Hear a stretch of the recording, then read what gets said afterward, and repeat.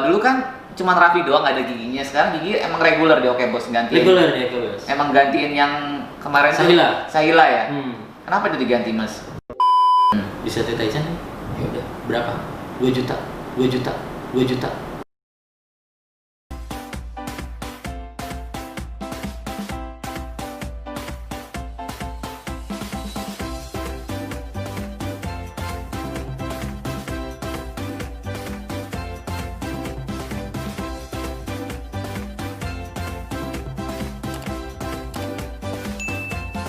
Hai Briser, masih di YouTube channelnya Bris Entertainment dan kali ini kita di segmen Ngobris, ngobrol yang hits.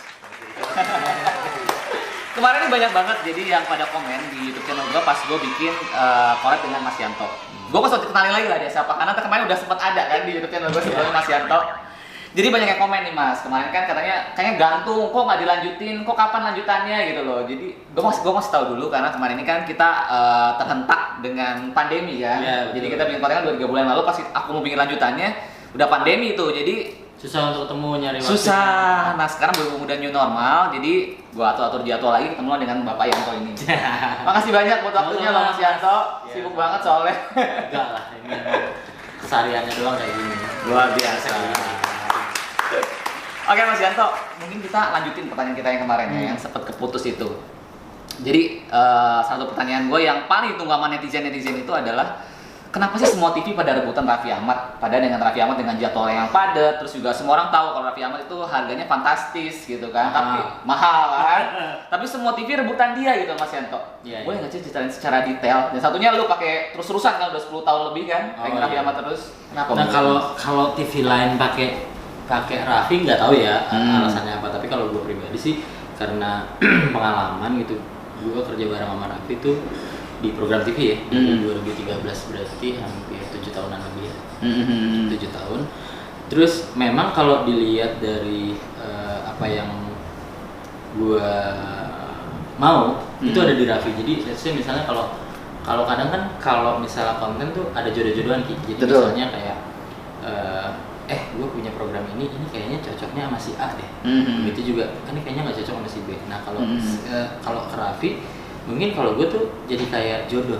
Jadi gue tahu apa yang dia mau, dia tahu apa yang gue mau. Jadi kalau misalnya ada program yang gue rintis, Vi gue mau bikin ini, dia udah pasti ngeklik. Jadi bukan seperti teman-teman talent yang lain yang gue harus brainstorming dulu, lalu chit-chat misalnya, ini programnya begini. Kalau dia tuh gue mau bikin ini, terus dia langsung kita giniin. Jadi gue banyak terbantu gitu. Jadi bisa bantuin brainstorming juga ya. Jadi bukan tipikal orang yang katakanlah gue datang kasih skrip, kasih rundown, syuting. Kalau dia tuh mau brainstorming, misalkan di waktu-waktu yang menurut gue harusnya dia istirahat atau mungkin harusnya dia nggak mikirin ini, tapi tiba-tiba dia bisa yang gue mau nelfon.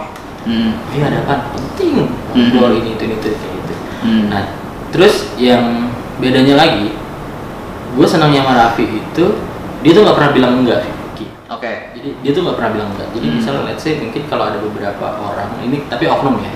Jadi misalnya kalau misalnya bikin konten tuh kadang ada permintaan khusus, gue nggak mau dibahas ini, gue maunya begitu, gue nggak mau diginiin. Kalau dia tuh nggak pernah bilang enggak.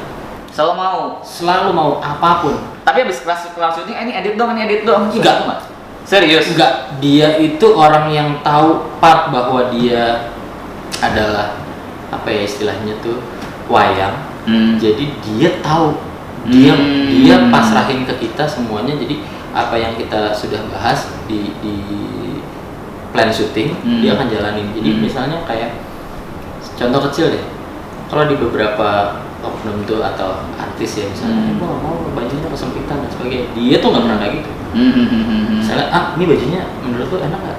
Gue pakai aja, pokoknya gue kasih pakai aja gitu. Jadi nggak pernah bilang nggak. Jadi kalau untuk dunia kreatif gitu, teman-teman kreatif tuh merasa sangat tertolong gitu. Misalnya kayak, Raffi nanti bawa mobilnya ya, ya gitu.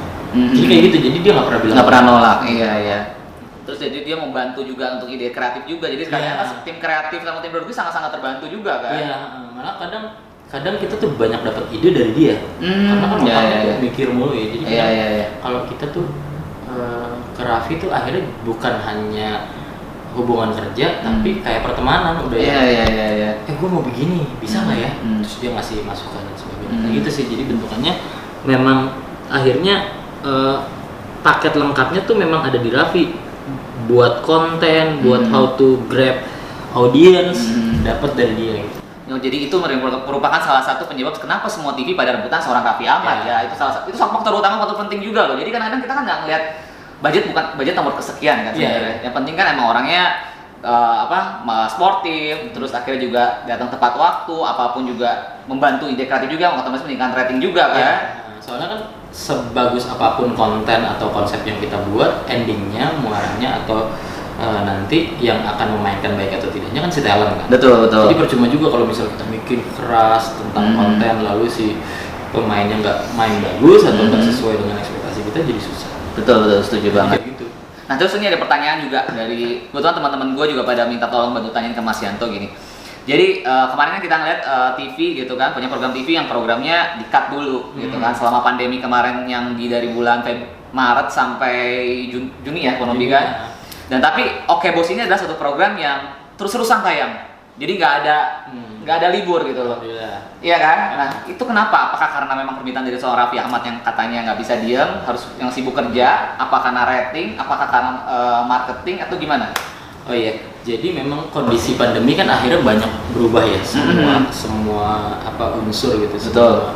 Yang mulai dari pendidikan, ekonomi dan sebagainya, termasuk ketika ngomongin proses kreatif di TV. Betul. Jadi banyak memang tidak hanya di Trans 7, di TV-TV lain juga seperti itu. Jadi ada beberapa yang harus cut karena memang akhirnya proses produksi, katakanlah nih biaya produksi dengan income yang didapat beda timpang jauh. Nah kalau Oke Bos nih alhamdulillah nih Ki, dengan kondisi yang misalnya seperti ini gitu ya, ekonominya juga nggak bagus, justru Oke Bos stabil gitu karena secara share atau secara jualan tetap bagus. Dan sesuai kenapa dari beberapa program yang harus istirahat, Oke Bos tidak gitu. Iya. Jadi secara hitungan ekonomisnya masih tergolong aman. Bukan karena permintaan Raffi, tapi memang karena kondisi programnya baik, lalu permintaan rating share juga bagus, jualannya bagus, jadi udah kita tetap berjalan. Karena memang kan kalau sekarang tuh dengan kondisi yang kayak gini kita emang harus hitung-hitungan banget. Betul. Jangan sampai biaya produksinya melebihi income yang kita. Betul.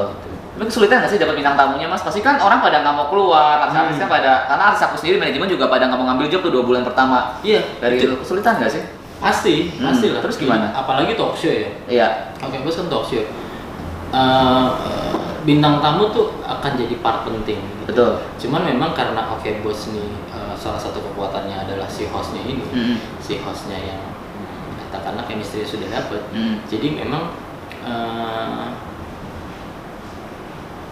kekuatan itu kita ramu akhirnya membuat bintang tamu tuh jadi kayak bukan melengkap ya, jadi kayak part lainnya gitu. Jadi kita tetap ada fokus di si hostnya tanpa mengecilkan bintang tamu. Kalau ngomongin susah. Nah cuman pengalamannya nggak tahu ya, karena mungkin aku merasa Oke Bos tuh harus jadi talk show yang beda gitu.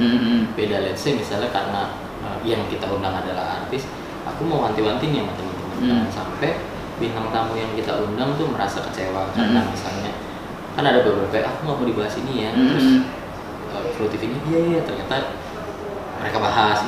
Aku tuh nggak mau kayak gitu. Jadi si bintang tamu juga merasa nyaman dengan program ini. Jadi akhirnya sekarang posisinya tuh jadi kayak ini, jadi kayak pesan berantai. Misalnya aku undang artis A, lalu dia datang, lalu dia punya penilaian tersendiri terhadap Oke Bos. Dia cerita ke teman sesama artisnya. Jadi enak loh di situ gitu kan. Jadi coba deh lu main di Oke Bos. Enak, seru, nggak kayak program talk show yang ini karena dia kan ngebahas atau misalnya bongkar aib atau nggak dikonfrontir dengan lawan dan sebagainya. Kalau Oke Bos enggak, kita dapat funnya. Nah, aku yang tadinya aku ngerasa ini nanti kondisi pandemi kita kesulitan nih nyari bintang tamu, ternyata enggak. Gampang. Bukan gampang juga sih, tapi akhirnya kita bisa. Ya. Jadi ketika misalnya teman-teman kreatif hubungin buat apa, Oke Bos, oh iya boleh mau. Gitu. Iya. Jadi kalau misalnya di Oke Bos ini, jadi kalau misalnya si bintang tamu nggak mau ditanya ini, si Raffi juga tahu dia nggak akan menanyakan itu. Iya. Dan kita juga open iya. banget gitu. Jadi Iya. teman-teman kreatif juga cara risetnya juga mengedepankan kenyamanan si bintang tamu. Oke. Karena aku juga mikir si artis yang kita undang kan nggak akan sekali datang kan, bisa reaksi dan sebagainya. Kalau dia kecewa kan pasti akan berimbas ke belakang. Betul. Sementara kalau mereka nyaman, pasti juga ke kitanya juga enak. Betul. Jadi aku memegang aku dan tim memegang prinsip bahwa mereka harus datang dengan nyaman ke sini, pulang dengan nyaman juga. Luar biasa. Ini merupakan satu alasan kenapa program Oke Bos selalu trending di YouTube. Mungkin ini salah satu alasannya Mas Yanto, bener nggak sih? Oh iya, kalau itu karena semua nyaman kan? Mungkin nah itu juga aku bingung nih Ki. Jadi aku kan program TV. Iya. Nggak pernah menyasar ke YouTube gitu. Maksudnya TV nggak pernah menyasar ke YouTube. Walaupun memang sebenarnya kalau kondisi sekarang kan ya mau nggak mau kita main YouTube. Betul. Tapi karena peruntukannya untuk TV, aku juga bingung nih kenapa akhirnya trending di YouTube gitu. Mungkin akhirnya apa yang mereka lihat berbeda dengan talk show yang ada gitu. Lalu ya katakanlah pesan berantai, coba nonton Oke Bos. Nah mereka yang nggak sempat nonton Oke Bos live atau taping, mereka cari di YouTube.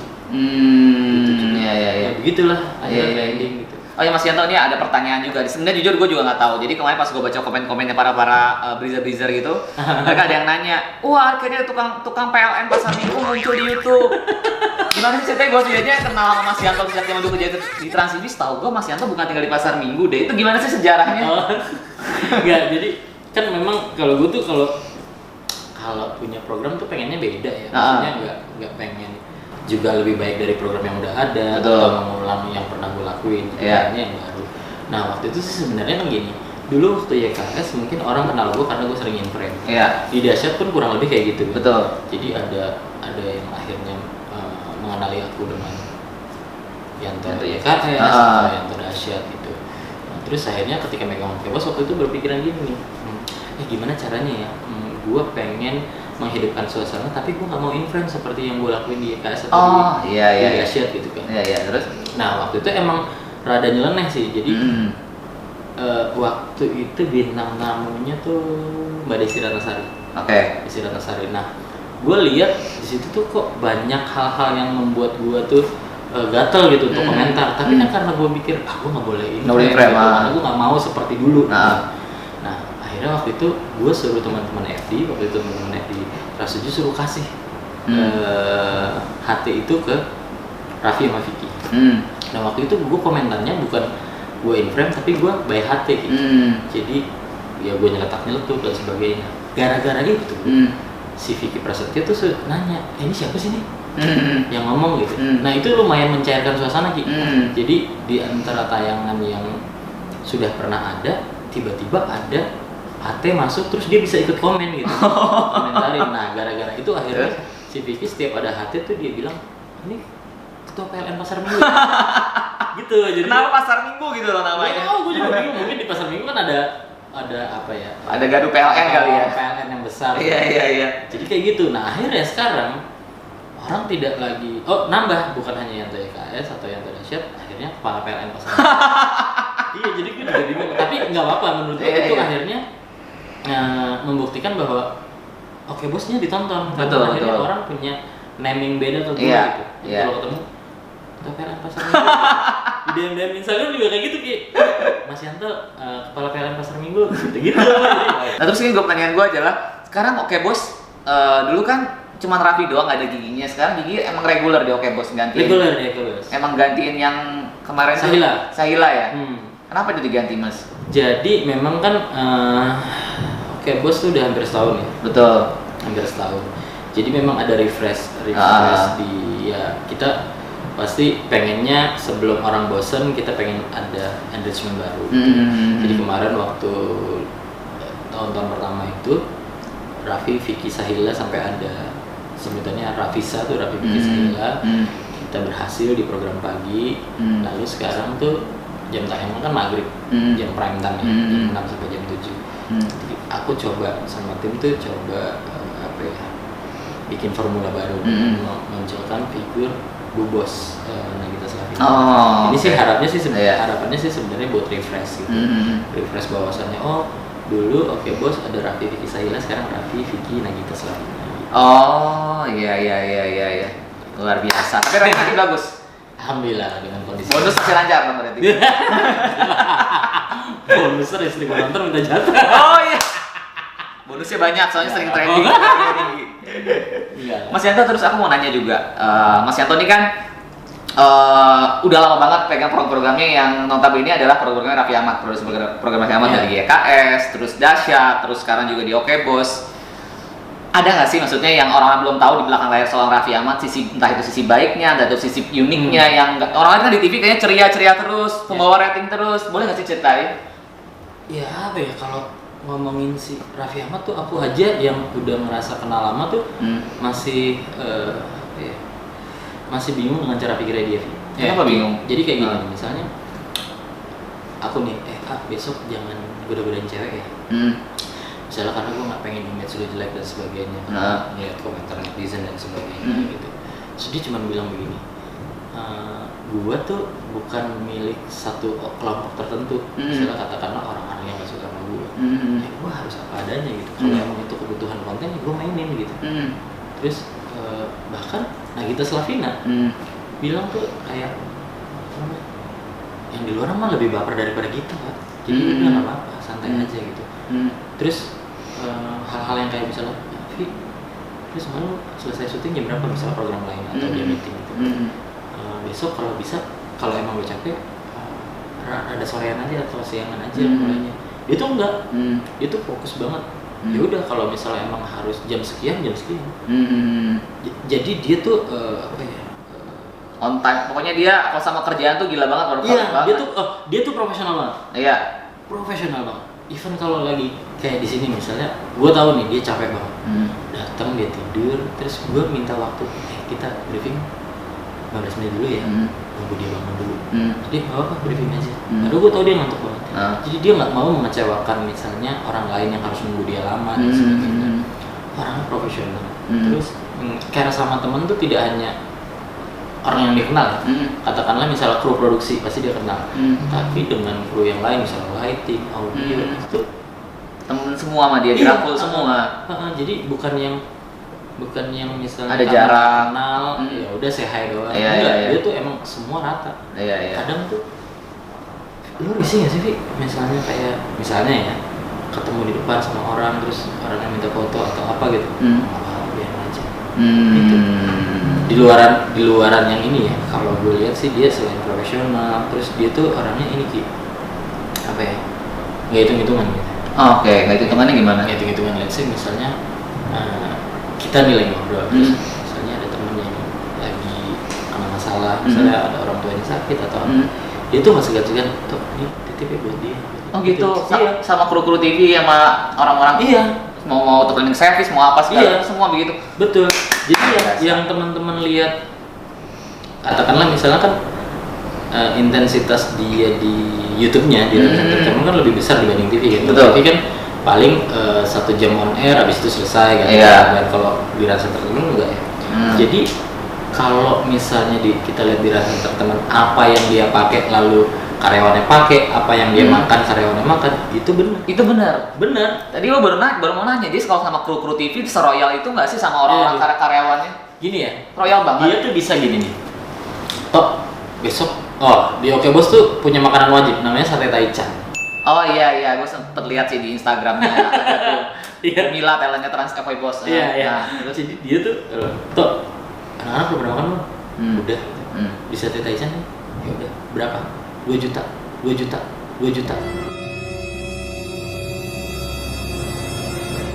Kebayang nggak? Sebanyak apa saya taichan 2 juta? Itu 2 juta gitu. Gue bilang ini buat siapa aja? Yang tugas siapa? Gue udah hitung ini, yang tugas si ini, pokoknya jumlahnya sekian. Yang di depan tuh kan ini karena studio ya, jadi ada program OVJ, ada dulu rumah Uya, sebagainya. Bagi-bagiin. Udah, jadi kami tuh bisa makan sate taichan satu kawasan. Besoknya kayak gitu lagi, besok pesan sate taichan lagi gitu. Terus minum, makan apa, kayak gitu. Jadi emang royal, nggak hitung-hitungannya tadi, yang tadi Mas Andi bilang orang hitung-hitungan semuanya ya. Dia mah. Jadi kadang-kadang tuh kita tuh malah nggak enak gitu. Itu selalu setiap syuting Oke Bos dia bawa set Ya, Taichan. gue tuh sampai capek gitu. Sampai ada apa namanya asistennya. Sesen namanya, dia tuh paling paling galak sama Raffi kalau masalah makanan. Nah, kami pun juga sama gitu. Itu jangan makan banyak, ntar kalau kolesterol atau diomelin gitu. Iya. Ntar asistennya sesuatu, jangan makan lu, kembrot. Wah, makan terus gitu. Jadi dia tuh dia tuh membuat suasana kita cairnya. Iya. Jadi apa yang dia makan ya anak makan, apa Betul. yang dia minum anak minum. Ini yang salah satu faktor yang membuat program itu program Raffi bertahan lama, ratingnya juga bagus karena chemistry antara satu sama yang lain nggak ada jarak kan? Iya, nggak ada jarak. Jadi gue pun ke teman-teman yang baru gitu ya kan, karena kreatif baru mungkin sungkan dan sebagainya. Gue bilang udah, dia nggak seperti artis lain gitu yang siapa sih lu kan baru, gue nggak kenal lu. Dia mau briefing mau keluar dari siapapun dia dengarkan, dia pakai gitu. Jadi itu yang mungkin membuat nilai plusnya sih. Kebaikannya seorang Raffi Ahmad. Ini orang-orang belum pada tahu mungkin ya, ini belakang-belakangnya kan di belakang layar kan. Orang taunya di depan TV baik, karena di luar juga baik gitu kan. Dia tuh apa ya? Dia tuh bukan yang fake person gitu ya. Di depan kamera terus lalu dia baik, lalu di belakang kamera dia enggak. Luar biasa. Tadi bicara kebaikan, nah sekarang bicara kesulitan. Mas Yanto ini kan udah kurang lebih ada kayak 10 tahun kerja sama Raffi Ahmad ya, kurang lebihnya 10 tahun. Kesulitan apa sih Mas yang selama Mas Yanto jadi produsernya program Raffi Ahmad? Nah, berarti gue mau resign dari RCTI. Gitu. Semua kemana? Gue mau ikut lu. Waktu itu nggak pernah bayang kalau dengan kondisi Rans Entertainment sekarang, siapapun pasti pengen kerja di sana. Justru dulu gue tuh sebelum Abrar masuk tuh harusnya gue